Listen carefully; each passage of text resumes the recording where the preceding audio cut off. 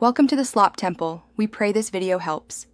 In this video, I will show how to change an electric fuse box step by step. Turn off the main breaker and verify power is completely off with a voltage tester. Wear insulated gloves and safety glasses and keep a flashlight handy. I'll walk you through gathering tools, removing the old box, labeling and disconnecting wires, installing the replacement, and testing circuits. This friendly guide makes a technical job feel manageable and safe for a confident dyer. Before you start, gather all tools and a replacement box so you don't pause mid-job. Shut off power at the main and confirm with a tester.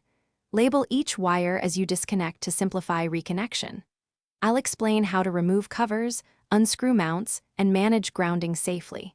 Staying organized prevents mistakes and keeps your home safe, and I'll guide you step by step with calm, clear instructions you can follow confidently. Begin by removing the old fuse box after confirming 0 voltage with your tester.